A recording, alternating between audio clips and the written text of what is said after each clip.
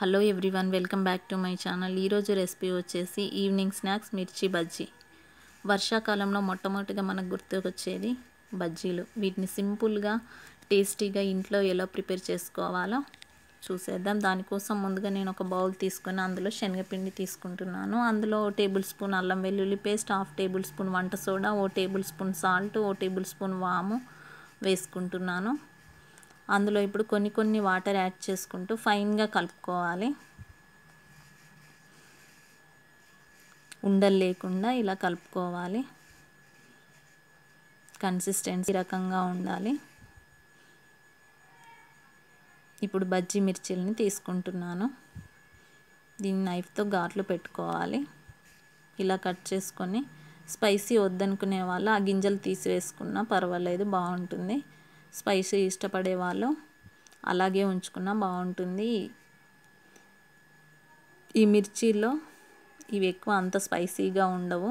ఇలా ఘాట్లు పెట్టుకున్న మిర్చిలో నిమ్మరసాన్ని ఇలా పిండుకోవాలి. నిమ్మరసాన్ని పిండుకోవడం వల్ల మిర్చి బజ్జీ నిమ్మరసం కాంబినేషన్ చాలా బాగుంటుంది. చింతపండు ఇష్టపడే వాళ్ళు చింతపండు కూడా వేసుకోవచ్చు. ఇప్పుడు ఆయిల్ డీప్ ఫ్రైకి పెట్టుకొని ఆయిల్ వేడయ్యాక మిర్చీలని పిండిలో ముంచి గిన్నెకి ఒకవైపు ఇలా గీకి వేసుకోవాలి.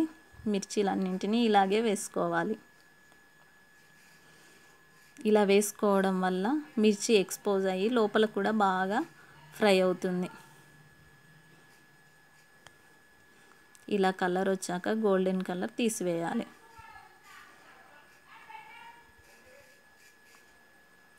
అలాగే అన్నింటినీ వేసుకోవాలి. మరొక వాయి వేసుకుందాము.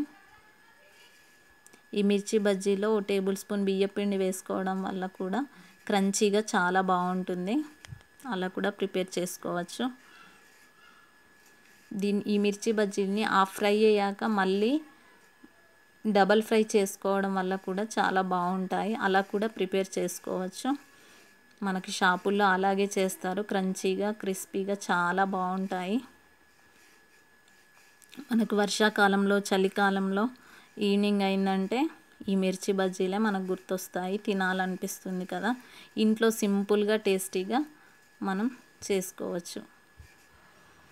వీటిని సింపుల్గా ప్లెయిన్గా కాకుండా ఇలా స్టఫింగ్ ప్రిపేర్ చేసుకొని తిందాము. దానికోసం ముందుగా ఒక బౌల్ తీసుకొని అందులో సన్నగా తరిగిన ఉల్లిపాయలు, సన్నగా తరిగిన కొత్తిమీర వేసుకుంటున్నాను.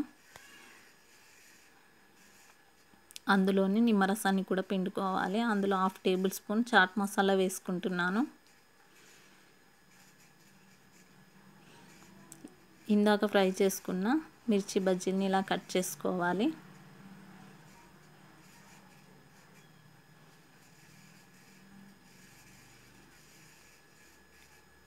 స్టఫింగ్ని ఆ మిర్చి బజ్జీలో ఇలా పెట్టుకోవాలి. ప్లెయిన్గా కాకుండా ఇలా స్టఫింగ్తో తింటే చాలా బాగుంటుంది. పిల్లలు కూడా చాలా ఇష్టపడతారు. పల్లీలు ఇష్టపడే వాళ్ళు పల్లీలు కూడా వేసుకోవచ్చు. చిన్న పిల్లల నుండి ముసలి వాళ్ళ వరకు ఈ మిర్చి బజ్జీలని ఇష్టపడతారు. మీరు కూడా వీడియో నచ్చితే ఒకసారి ట్రై చేయండి. లైక్ చేయండి, షేర్ చేయండి, సబ్స్క్రైబ్ చేయండి. Thanks for watching.